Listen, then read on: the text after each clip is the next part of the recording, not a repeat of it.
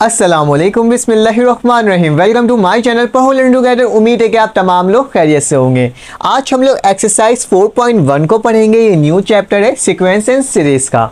तो इस चैप्टर को हम लोग कंटिन्यू करेंगे इंशाल्लाह, और बहुत जल्द एक एक सवाल इसके हम लोग सॉल्व करके अपलोड मैं कर दूंगा। ठीक है, तो साथ साथ मैं आपको ये बताना चाहता हूँ कि चैप्टर नंबर 1 कॉम्प्लेक्स नंबर वाला, हमारे पास chapter number 2, chapter number 3 vector, chapter number 10 इसे मैंने सॉल्व करवा दिया है। आप जाके मेरे चैनल में जाके देख सकते हो, तमाम एक एक क्वेश्चन हर सवालात के सॉल्व हैं। डिस्क्रिप्शन में भी लिंक मौजूद होगी और साथ साथ चैनल के अंदर भी मौजूद होगी। अगर आपको कोई क्वेश्चन ढूंढना होता और आपको नहीं मिल रहा होता तो आप ऐसे कर सकते हो कि आप ये लिख सकते हो कि आपको जो क्वेश्चन चाहिए हो, जैसे कि आपको एक्सरसाइज 3.1 का क्वेश्चन नंबर 4 चाहिए, तो आप लिखोगे एक्सरसाइज 3.1 क्वेश्चन 4 पढ़ो लर्न टुगेदर। मेरे चैनल का नाम लिख दोगे तो क्या हो जाएगा, आपके पास वो सवाल उठ करके आ जाएगा। ठीक है, सर्च होकर। तो ये आसान तरीका होता है, जो भी आपको सवालात चाहिए होते हैं उससे हम लोग दे देते हैं। ठीक है, तो चलो आ जाओ, तमाम चैप्टर्स के क्वेश्चंस तो मैंने सॉल्व करवाता हूँ। आज हम लोग 4.1 को पढ़ेंगे और 4.1 का पहला सवाल है फाइंड द एंट्रम। हमें क्या निकालना होगा, एंट्रम निकालना होगा कि किस तरह से हम एंट्रम को निकाल सकते हैं बाय फॉर्मेशन रूल। लेकिन साथ साथ सीक्वेंस एंड सीरीज का चैप्टर है, तो सीक्वेंस और सीरीज के बारे में थोड़ी सी इन्फॉर्मेशन तो होनी चाहिए फॉर MCQs के लिए, कि आप MCQs किस तरह से सॉल्व कर सकते हो।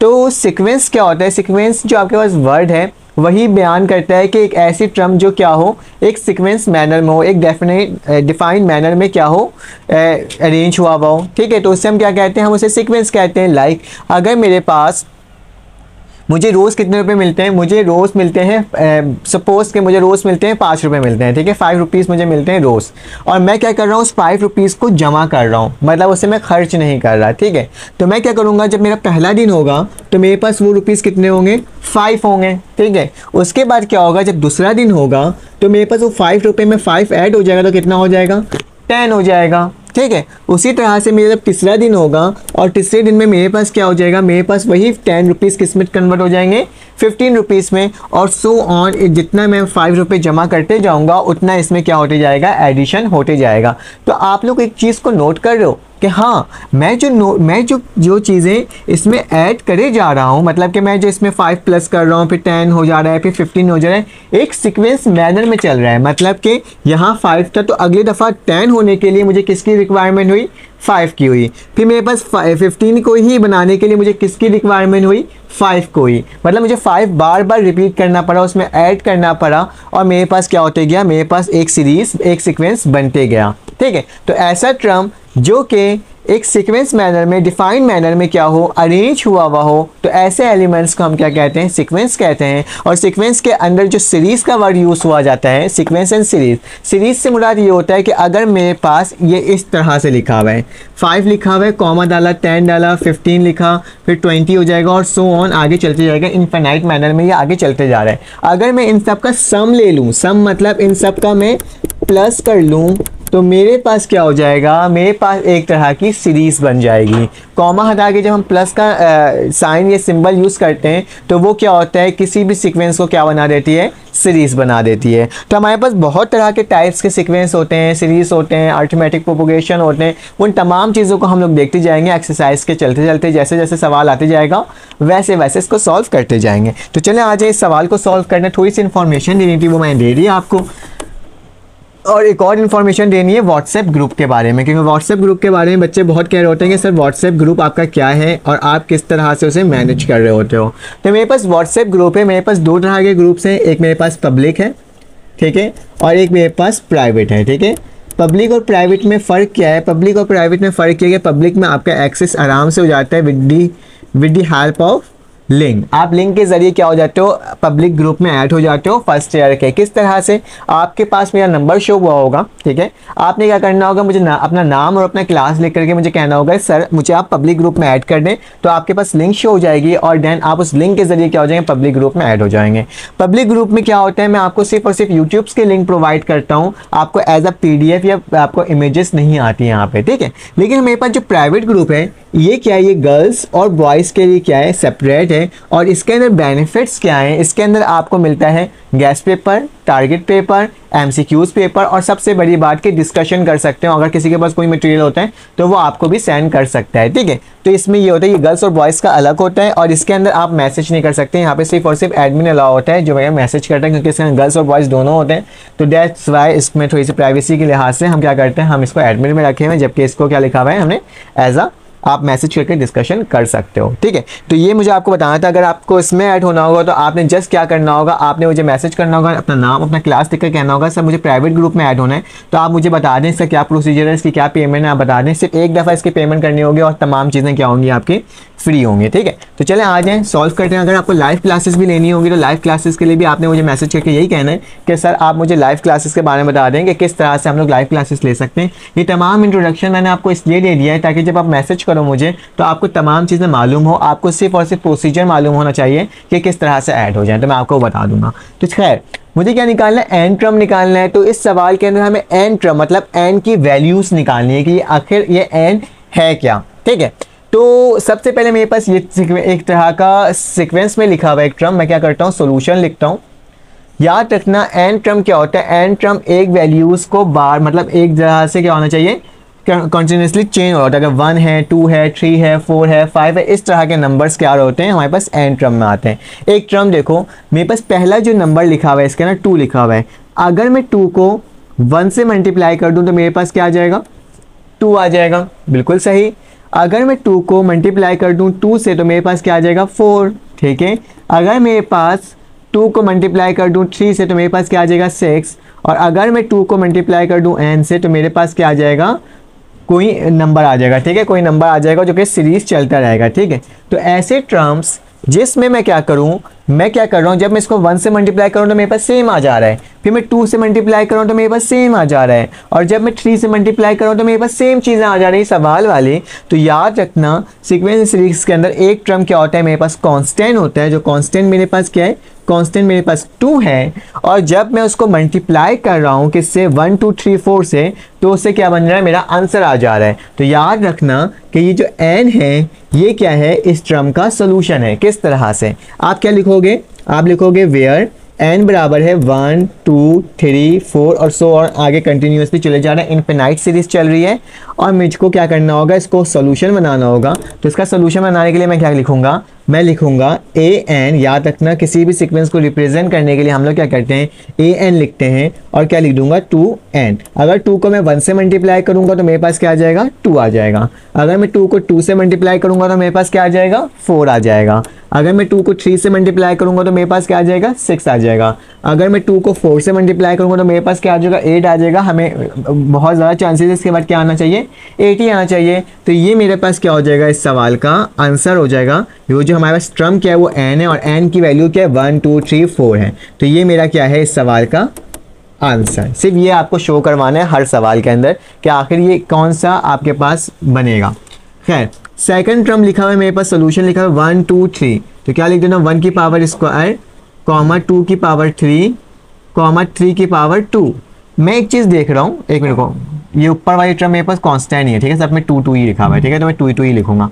अगर 1 की पावर स्क्वायर थी तो मेरे पास क्या आ गया, 2 है, आ गया 2 की पावर स्क्वायर, और 3 की पावर स्क्वायर है। मैं इसमें एक चीज़ देख रहा हूँ, क्या चीज़ चेंज हो रहा है, 1 2 3 चेंज हो रहा है। तो n क्या हो जाएगा, मेरे पास 1 2 और 3 हो जाएगा, और सो ऑन आगे कंटिन्यूसली ये क्या हो रहा है, चले जा रहे हैं, ठीक है। तो मैं क्या कर सकता हूँ, मेरे पास कांस्टेंट टर्म क्या है, 2 2 2। तो क्या मैं इसको ऐसे लिख सकता हूँ, ए एन किसके बराबर हो जाएगा, ए एन बराबर हो जाएगा मेरे पास ये 1 2 3 क्या हो जाएगी, एन वाली टर्म, तो मैं एन लिख दूंगा। और इसके बाद जो कांस्टेंट टर्म है जो चेंज नहीं हो रहा है उसमें क्या लिख दूंगा, स्क्वायर लिख दूंगा। तो ये क्या हो जाएगा, मेरे पास इसका एन टर्म बन करके आ जाएगा। याद रखना ऐसी टर्म जो कांस्टेंट हो, मतलब वो जो चेंज ना हो रही हो, उसको हम एज इट इज लिख देते हैं। जो वैल्यूज चेंज हो रही होती है उससे हम क्या लिख देते हैं, उससे हम लोग क्या लिख देते हैं, उसे हम लिख देते हैं एन से डोनेट कर देते हैं। अब देखो अगर मैं 1 यहाँ पुट करूंगा तो 1 का क्या आ जाएगा, स्क्वायर। अगर मैं यहाँ पे 2 पुट करूंगा तो क्या आ जाएगा, 2 का स्क्वायर। अगर मैं यहाँ पे 3 पुट करूंगा तो क्या आ जाएगा, 3 का स्क्वायर, और सो ऑन। इसी तरह से मेरे पास क्या हो जाएगा, कंटिन्यू होते रहेगा, ठीक है। चलो आ जाओ नेक्स्ट सवाल की जानिब चलते हैं और देखते हैं कि ये किस तरह से सॉल्व हो रहा है। तो मेरे पास क्या लिखा हुआ है, 1/2। क्या लिखा हुआ है मेरे पास, 1/2 लिखा हुआ है। फिर इसके बाद लिखा हुआ है 2/3, ठीक है, ये क्वेश्चन नंबर 4 है मेरे पास। ठीक है, इसको ज़रा देख लेते हैं किस तरह से सॉल्व होगा। ये भी आसान है, लेकिन आपको शायद थोड़ा सा इसमें डिफ़िकल्टीज पेश आ जाए, क्योंकि आप first time sequence and series पढ़ रहे हैं, इससे पहले नहीं पढ़ा है आपने, तो इसलिए मैं क्या कर रहा हूँ, आपको थोड़ा सा डिटेल में जाके पढ़ाऊँगा। जो वैल्यूज़ चेंज हो रही है, देखो 1 2 3 4, तो ये क्या हो जाएगा, n किसके बराबर हो जाएगा, 1 2 3 और 4 के बराबर हो जाएगा। ये तो समझ में आ गया। ऊपर वाली टर्म में क्या लिख सकते हैं हम लोग, n लिख सकते हैं। ठीक है, लेकिन नीचे वाली टर्म में मेरे पास क्या आ रहा है, 2 3 4 5, ये क्या अजीब सा है, 2 3 4 5 समझ नहीं आ रहा।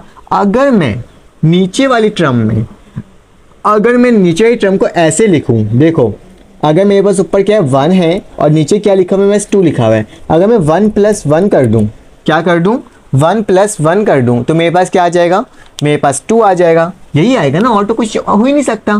फिर मेरे पास अगर कॉमा डाल के मैं क्या लिख दूं, 2 को लिख दूं मैं क्या, 2 + 1 कर दूं, तो मेरे पास क्या आ जाएगा, 3 आ जाएगा। उसी तरह से अगर मैं 3 के नीचे क्या लिख दूं, 4 लिख दूं, और 4 लाने के लिए मैं क्या करूँगा, 3 + 1 कर दूं, तो मेरे पास क्या हो रहा है, मेरे पास वही टर्म आ जा रही है। और उसके बाद आखिरी में क्या लिखा हुआ है, 4 लिखा हुआ है, और नीचे में क्या लिख दूं, 4 + 1 कर दूं, तो मेरे पास क्या आ जाएगा, 5 आ जाएगा। यही आएगा ना। तो अगर हम लोग n को क्या कह रहे हैं, 1 2 3 4 कह रहे हैं, तो नीचे भी 1 2 3 4 आ रहे हैं, तो हम इसको भी n कह सकते हैं। और उसके साथ साथ कॉन्स्टेंट टर्म क्या है, 1 1 1 और 1। तो इसका कहने का मकसद क्या है, मेरे पास क्या हो जाएगा, ये सारे टर्म प्लस हो जाएंगे, n से 1 से प्लस हो जाएंगे। मतलब ऊपर वाली टर्म मेरे पास क्या है, an को मैं वैसे ही लिखूंगा, ऊपर क्या आ जाएगा, मेरे पास n आ जाएगा, और नीचे क्या आ जाएगा मेरे पास, नीचे मेरे पास आ जाएगा 1 2 3 4 है, तो क्या हो जाएगा n + 1, क्योंकि 1 क्या है मेरे पास, सब में कांस्टेंट है, तो कांस्टेंट टर्म को तो हम लोग वैसे ही लिख देते हैं, और हमारा क्या हो गया, आंसर आ गया। अब मुझे लग रहा है कि आपको थोड़ा थोड़ा समझ में आ रहा होगा कि आखिर ये क्वेश्चन सॉल्व कैसे हो रहे हैं। ठीक है, तो चलो आज इसका क्वेश्चन नंबर 3 कर लेते हैं। मैंने 4 पहले कर लिया, 3 यहाँ पे लिखा हुआ था मैंने। देखो 3 की पावर 3 लिखा हुआ है, फिर लिखा हुआ है इसमें क्या लिखा हुआ है मेरे पास इसमें फिर लिखा हुआ है कि 9, फिर लिखा हुआ है 27। क्या मैं इसको ऐसे लिख सकता हूँ, मैं इसको कैसे लिखूंगा, ऐसे लिखूंगा। अगर मैं 3 की पावर 1 ले लूँ, क्या ले लूँ, 3 की पावर 1 ले लूँ, या फिर मैं 1 की पावर सॉरी मेरे पास 3 आया है, 3 की पावर 1 ले लिया मैंने। फिर उसके बाद मेरे पास क्या हो जाएगा, अगर मैं 3 की पावर 2 ले लूँ, तो 3 3 क्या हो जाएगा, 9 हो जाएगा। और अगर मैं 3 की पावर 3 ले लूँ, तो क्या आ जाएगा, 27 आ जाएगा। और उसी के आगे सो ऑन, ये क्या होता जाएगा, कंटिन्यू होता रहेगा। यही बन रहा है ना। तो देखो कांस्टेंट टर्म क्या आ रहा है, 3 3 3, और जो मेरे पास सीक्वेंस वाइज से नंबर चेंज हो रहे हैं वो कौन से हो रहे हैं, 1 2 3। तो क्या लिख दूंगा, n बराबर है किसके, 1 2 3 के। तो हम इसको कैसे लिख सकते हैं, a n की वैल्यू कैसे लिखा सकते हैं, 3 की पावर n। 3 की पावर n कैसे, अगर n में 1 पुट करूंगा तो मेरे पास 3 आ जाएगा, n में 2 पुट करूंगा तो मेरे पास 9 आ जाएगा, n में 3 पुट करूंगा तो मेरे पास क्या आ जाएगा, 27 आ जाएगा। तो ये क्या हो जाएगा, मेरे इस सवाल का आंसर हो जाएगा। तो देख लो कितना आसान तरीके से हम लोग इसको करते जा रहे हैं, सीखते जा रहे हैं और समझते जा रहे हैं और करते जा रहे हैं। ठीक है, तो आज इसका 5वां सवाल भी देख लेते हैं कि किस तरह से सॉल्व होगा।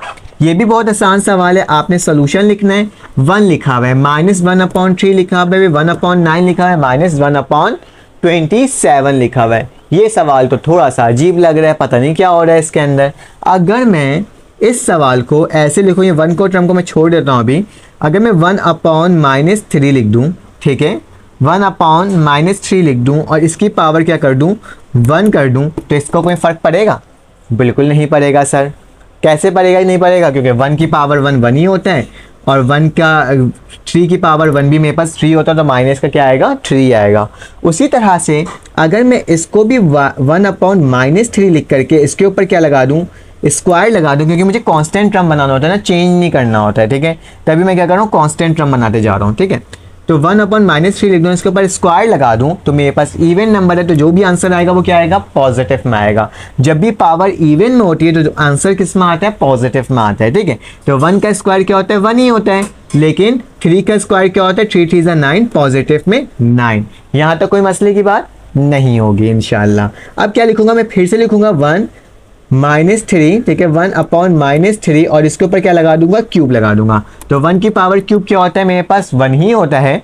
ठीक है, और 27 का जब भी मैं स्क्वायर लूंगा तो क्या आएगा, माइनस का 27 आएगा। अब ये मत कंफ्यूज होना कि मैं माइनस नीचे लगा रहा हूँ, बात वही है। ठीक है, अगर मैं यहाँ पे भी लगाऊँ ना तो बात ट्रम मतलब यही होता है कि पूरे ट्रम के साथ माइनस ही है, ठीक है। इस चीज़ को याद रखना, कंफ्यूज मत हो जाना कि नीचे माइनस लगा रहा हूँ या ऊपर माइनस लगा रहा हूँ, ये माइनस पूरे नंबर के साथ है। तो 3 की क्यूब किसके बराबर होता है, 27 के बराबर होता है। तो मुझे ये चीज़ तो समझ में आ रहा है कि मेरे पास क्या आ रहा है, 1/3, 1/3 और 1/3। अब आप बोलोगे सर ये तो हमने कर लिया, एक कांस्टेंट टर्म आ गया, ये भी समझ में आ रहा है। 1 2 3 मेरे पास क्या है, 1 2 3 मेरे पास क्या है, मेरे पास n का नंबर है। लेकिन what the first term, first term को क्या करें, फर्स्ट टर्म को तो ऐसे नहीं छोड़ सकते, हमें तो पूरे सीक्वेंस को बनाना है। तो ऐसे आप अगर बनाएंगे सर ये तो क्या हो जाएगा, ये गलत हो जाएगा, ऐसे तो हम सॉल्व कर ही नहीं सकते। तो क्यों ना मैं इसको क्या करूं, मैं इसको 1 बनाऊं। तो 1 आखिर कैसे होगा, 1 की पावर अगर मैं 0 ले लूं तो मेरे पास क्या हो जाएगा, 1 हो जाएगा। किसी की पावर अगर 0 होती है ना तो वो किसके बराबर होता है, 1 के बराबर हो जाता है। तो अगर मैं 1 - अपॉन 3 लिख दूं तो क्या आ जाएगा, इसकी वैल्यू क्या आ जाएगी, 1 हो जाएगी। क्योंकि जिसकी भी पावर 0 हो, जिसकी भी पावर 0 हो, आंसर क्या आता है मेरे पास, 1 ही आता है। मुझे पहली टर्म क्या लेकर आनी है, 1 लेकर आनी है। लेकिन आपको एक बड़ी प्रॉब्लम ये पेश आएगी कि हम 0 नहीं लिख सकते हैं, ठीक है, हमें इसे 0 बनाना पड़ेगा। अब हम इसको 0 किस तरह से बनाएं, चलो देख लेते हैं। अगर मैं 1 में से 1 माइनस कर दूं तो मेरे पास क्या आ जाएगा, 0। अब मैं यहाँ पे 1 में से 1 माइनस कर रहा हूँ और यहाँ का पैटर्न मेरा क्या अजीब सा चल रहा है, तो ऐसा भी मैं नहीं कर सकता। तो अगर मैं इसको क्या कर दूँ, 1 लिख चुका था और 2 में से 1 माइनस कर दूँ तो क्या आ जाएगा, 1 आ जाएगा, ठीक है। और अगर मैं यहाँ पे 3 में से 1 माइनस कर दूँ तो भी मेरे पास एक पैटर्न बनकर आ जाएगा। और उसी तरह से मैं अगर 4 में से क्या कर दूँ, 1 माइनस कर दूँ तो मेरे पास क्या हो जाएगा, मेरे पास ये भी एक तरह का क्या हो जाएगा, पैटर्न बन जाएगा। 1 में से 1 गया तो 0 बचा, और 0 का जो भी नंबर होता है वो क्या होता है, 1 होता है। 2 में से 1 गया तो मेरे पास क्या बचा, पॉजिटिव का 1 बचा, और पॉजिटिव के 1 की वैल्यू क्या होगी, सेम यही हो जाएगी। 3 में से 1 गया तो मेरे पास क्या बचा, 2 बचा, तो सेम यही वैल्यू आ जाएगी। और 4 में से 1 गया तो 3 बचा, और 3 की वैल्यू वही आ जाएगी। तो हम लोग क्या लिख देंगे, n की वैल्यू क्या, 1 2 3 4, क्योंकि हम लोग हमेशा किससे शुरुआत करते हैं, हम लोग शुरुआत करते हैं हमेशा 1 से, ठीक है। तो चलो आज इसको लिखने का तरीका क्या हो जाएगा, मेरे पास कांस्टेंट टर्म तो वैसे उतर जाएगा, -1/3, और क्या लिख देंगे, ये 1 2 3 4 जो है वो किसके बराबर हो जाएगा, n के बराबर हो जाएगा। और जो कांस्टेंट टर्म है -1 उसको हम लोग वैसे लिख देंगे, -1 यहाँ पे भी, -1 यहाँ पे भी, -1 यहाँ पे भी, -1 यहाँ पे भी है। तो ये क्या हो जाएगा, मेरा आंसर हो जाएगा an का। तो ये पूरी टर्म क्या हो गया, मेरे पास आंसर बन करके आ गया। मैंने इसको क्या कर दिया, इसको मैंने सॉल्व कर लिया। अब मेरे पास आखिरी सवाल है, इसमें क्या लिखा है, 1/1, 8, 24 और 64। तो ये तो बहुत ही आसान सवाल है। कैसे, ये देखो मैंने सोल्यूशन लिखा। अगर मैं अगर 1 की पावर क्या ले लूँ, अगर मैं 1 की पावर ले लूँ 3, ठीक है, अगर मैं 1 की पावर 3 ले लूँ तो मेरे पास क्या आ जाएगा, 1 ही आ जाएगा। अगर मैं 2 की पावर 3 ले लूँ तो मेरे पास क्या आ जाएगा, मेरे पास यही आ जाएगा। अगर मैं 3 की पावर 3 ले लूँ तो मेरे पास 27 आ जाएगा। अगर मैं 4 की पावर 4 ले लूँ तो मेरे पास क्या आ जाएगा, 4 की पावर 3 ले लूँ तो मेरे पास क्या आ जाएगा, मेरे पास 64 आ जाएगा। तो ये देखो ये सीक्वेंस बन गया एक तरीके से। तो मैं क्या लिखूंगा, an लिखूंगा, इक्वल किसके कर दूंगा, जो सीक्वेंस चेंज हो रही है वो n के बराबर हो जाएगी, और उसके पावर जो कांस्टेंट है उसको वैसे ही लिख दूंगा। तो मतलब क्या आ गया, an बराबर है n की पावर 3, मतलब n किसके बराबर है, 1 2 3 4 और सो ऑन, आगे क्या जा रहा है, कंटिन्यू जा रहा है। तो ये मेरे पास सवाल नंबर 1 को मैंने डिटेल में आपको करके सॉल्व करके दिखा दिया। चलो आ जाए अब इसका नेक्स्ट क्वेश्चन करते हैं। अब हमारे पास क्वेश्चन नंबर 2 आ गया। तो क्वेश्चन नंबर 2 को सॉल्व करते हैं और देखते हैं किस तरह से सॉल्व कर सकते हैं, ठीक है। तो मेरे पास क्या लिखा हुआ है, find the first 5 term of the sequence. Last time हमें टर्म्स वाली टर्म बनाना पड़ा था, ठीक है, एन वाली टर्म हमें बनाना पड़ा था। इस दफ़ा क्या कि इन्होंने तमाम टर्म्स बना के दे दिए और बोला जा रहा है कि फर्स्ट 5 टर्म्स आपने क्या करना है, सॉल्व करना है। मतलब 5 आपने एन के नंबर्स लेने हैं और उसको क्या करना है, उसे सॉल्व करके बताना है उसकी वैल्यू क्या आ रही है। तो मैं सोल्यूशन लिखूंगा, ठीक है। लिखने के बाद लिखूंगा इफ़ n किसके बराबर है, मेरे पास 1 के बराबर है। किसके बराबर है, n 1 से, क्योंकि नेचुरल नंबर से स्टार्ट करना होता है, 1 से स्टार्ट करना होता है। तो क्या लिखूंगा, 2 के साथ n लिखा तो 1 लिख दिया, नीचे क्या लिख दूंगा 3, यहाँ क्या आ जाएगा 1 + 1। देखो कितना आसान सा सवाल लग रहा है ना। और इसी तरह से हम लोग सवाल सॉल्व करेंगे और तमाम सवाल इंशाल्लाह कोशिश करूँगा कि आसान ही तरीके से हो। 2 1 ज़ा क्या हो जाएगा, 2 हो जाएगा, नीचे 3 आ जाएगा, 1 + 1 किसके बराबर होता है, 2 के। 2 2 ज़ा मेरे पास किसके बराबर होता है, 4/3 के। तो मेरे पास फर्स्ट टर्म की वैल्यू क्या आ गई, 4/3। उसी तरह से मैं लिखूंगा इफ़ n किसके बराबर है, मेरे पास 2 के बराबर है। तो क्या करूँगा, इन जगह 2 पुट करूँगा तो क्या आ जाएगा, 2 के साथ 2 हो जाएगा, और मेरे पास n लिखा हुआ तो 2 प्लस क्या हो जाएगा 1 हो जाएगा, और नीचे क्या आ जाएगा मेरे पास 3 लिखा हुआ तो मैं क्या लिख दूंगा 3 लिख दूंगा। ठीक है, इसको सॉल्व कर लेते हैं। 2 2 ज़ा 4 अपॉन 3 हो जाएगा। 2 प्लस 1 किसके बराबर होता है 3 के, तो क्या लिख दूंगा 3 लिख दूंगा। ठीक है, तो मेरे पास क्या आ गया, ये 2 2 ज़ा 4 हो गया, ये 3 हो गया और ये 3 हो गया। ठीक है, इससे ये कटा तो मेरे पास इसकी वैल्यू क्या आ गई, मेरे पास इसकी वैल्यू आ गई 4। ठीक है, तो इसकी वैल्यू क्या आ गई, सेकंड टर्म की 4 आ गई। उसी तरह से हम लोग इसको आगे सॉल्व करते जाएंगे। जैसे लिखेंगे इफ़ n किसके बराबर है, इस दफ़ा 3 के बराबर है, तो 2 की जगह क्या लिखूंगा मैं 3 लिख दूंगा। 2 लिखा मैंने और यहाँ क्या लिख दिया 3 लिख दिया, यहाँ क्या लिख दूंगा 3। उसी तरह से ब्रैकेट डाला, n लिखा हुआ तो n की जगह 3 प्लस 1। 2 3 से मेरे पास क्या होता है 6 और नीचे 3 आ जाएगा, और 3 प्लस 1 किसके बराबर होता है 4 के। 6 4 से मेरे पास कितना होता है 24 अपॉन 3। अब इसको टेबल से काट दो, 3 1 ज़ा 3 और 3 की टेबल कितनी पढ़ूँ मैं कि मेरे पास क्या आ जाए 24 आ जाए। 3 7 है 21, 3 8 ज़ा 24, तो क्या लिखा आ जाएगा मेरे पास 8 आ जाएगी। जब मैंने इसमें n की पावर 3 लिखी तो मेरे पास क्या आ गया n 8 आ गया।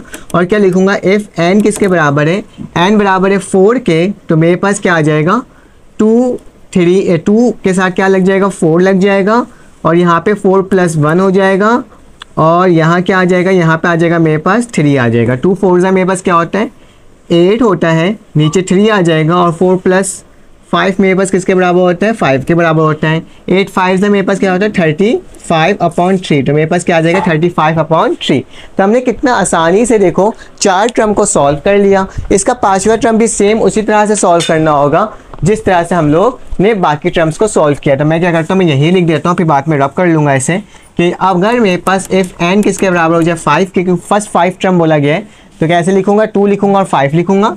क्या लिखूंगा 2 मल्टीप्लाई बाय 5, नीचे क्या आ जाएगा 3, और यहाँ क्या आ जाएगा 5 प्लस 1। ठीक है, ऐसे ही होता है, जिस तरह से करना था उसी तरह से करते जा रहे हैं। 2 5 से मेरे पास क्या होता है 10 अपॉन 3, और 5 1 से कितना होता है मेरे पास 6, 10 6 से कितना होता है, वैसे ऐसे करो 3 1 से 3, 3 2 ज़ा 6, 10 2 ज़ा मेरे पास 20, तो क्या वैल्यू आ गई फिफ्थ टर्म की मेरे पास 20 आ गई। मतलब पहला टर्म क्या आया मेरे पास, पहला मेरे पास आया 4 अपॉन 3, फिर उसके बाद 4, फिर उसके बाद 8 के बाद 35 अपॉन 3, और फिर इसके बाद 20। चाहो तो ऐसे लिख सकते हो कि पहला मेरे पास आया था 4 अपॉन 3, ऐसे लिख देना 4 अपॉन 3 कॉमा, फिर उसके बाद मेरे पास आया था क्या 4, फिर उसके बाद मेरे पास क्या आया 8, फिर मेरे पास आया 35 अपॉन 3, और फिर मेरे पास क्या आया 20। तो इस तरह से ये सीक्वेंस वाइज से चलते जा रहा था, लेकिन मुझे सिर्फ और सिर्फ 3 टर्म्स निकालनी थी, मैंने 5 टर्म निकालनी थी, मैंने 5 टर्म आपको निकाल के दिखा दिया। अब इसको रब कर लेता हूँ। तो क्या लिखूंगा सोल्यूशन लिखूंगा और लिखूंगा इफ़ n किसके बराबर है 1 के, इसमें मैं पुट करते जाऊँगा। ठीक है, तो -1 मैंने वैसे ही लिखा, n के ऊपर क्या आ जाएगा मेरे पास 1 आ जाएगा, और प्लस क्या हो जाएगा 1 हो जाएगा। डॉट का मतलब मल्टीप्लाई होना है, तो मल्टीप्लाई हो रहा है किससे 1 - 1 से। ठीक है, n की जगह क्या पुट कर दिया 1 पुट कर दिया, तो मेरे पास क्या आ जाएगा 1 की पावर स्क्वायर आ जाएगी, डॉट 3 की पावर क्या आ जाएगी 0। जब भी टर्म हमारे पास 1 का हो और स्क्वायर लगा हुआ हो तो इसका पावर क्या होता है हमेशा पॉजिटिव में आता है, तो 1 में आ जाएगा, और 3 की पावर 0 है तो मेरे पास 1 के बराबर, तो क्या हो जाएगा 1 1 से मेरे पास क्या हो जाएगा 1। जब मैंने क्या पुट किया 1 पुट किया तो मेरे पास आंसर क्या आया 1। अब क्या लिखूंगा इफ़ मैं पुट करूँगा इफ़ n मेरे पास किसके बराबर है, n मेरे पास 2 के बराबर है, तो पुट करके देख लेते हैं -1, n की जगह क्या आ जाएगा 2 + 1, डॉट का निशान 3 लिखूंगा और 2 - 1। ठीक है, जिस तरह से लिखा हुआ तो उसी तरह से हम लोग लिखते जा रहे हैं। ठीक है, मेरे पास क्या हो जाएगा 2 + 1 3 होता है, और 3 का क्यूब -1 लिखा हुआ है, तो माइनस का 1 ही आएगा, पॉजिटिव नहीं होगा क्योंकि ये ऑड नंबर हो जा रहा है। फिर डॉट का निशान 2 में से 1 गया तो मेरे पास कितना बचा 1 बचा, तो क्या हो जाएगा 3 की पावर 1 1 ही होता है, तो 1 3 ज़ा मेरे पास -3। ठीक है, एक दफ़ा पॉजिटिव का 1 फिर क्या आया -3 आया।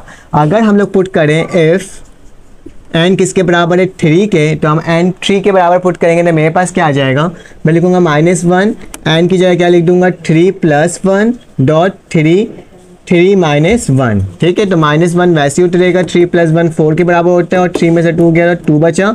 इवन नंबर है तो मेरे पास 1 क्या आ जाएगा पॉजिटिव में आ जाएगा, तो मैं पॉजिटिव में लिख दिया, डॉट का निशान 2 3 3 ज़ा 9, 1 3 ज़ा कितना होता है 1 1 9 से क्या होता है 9 होता है, तो मेरे पास क्या आ गया थर्ड टर्म मेरे पास आ गई 9। उसी के साथ साथ अगर मैं पुट करूंगा एफ एन किसके बराबर है 4 के, बहुत आसान सवाल है ना, मैं इसके बाद इस वाले सवाल को करूंगा, बाकी तमाम सवाल क्या होगा आपका एज अ होमवर्क होगा, आप उसे करके मुझे कमेंट में बताओगे कि सर किस तरह से हो सकता है, क्योंकि इससे क्या होगा हमारे पास टाइम वेस्ट होगा और साथ साथ आपको तमाम सवाल करवाने हैं, तो तभी वजह से मैं क्या कह रहा हूँ कि थोड़ा जल्दी जल्दी सॉल्व करेंगे और देखेंगे किस तरह से हो रहा है। ठीक है, नंबर 4 किया तो मैं लिखूंगा -1 लिखूंगा, एन की जगह 4 + 1.3 4 - 1। ठीक है, आ जाओ, -4 की पावर क्या आ जाएगी 5.3 हो जाएगी। ठीक है, मेरे पास क्या लिखा हुआ है 9 की पावर 5 की पावर क्या होगी माइनस ही आएगा, डॉट 3 की पावर क्यूब क्या होता है 3 3 ज़ा 9 और 9 3 ज़ा 27, तो 1 7 से मल्टीप्लाई होगा -1, तो मेरे पास क्या आ जाएगा -27। ठीक है,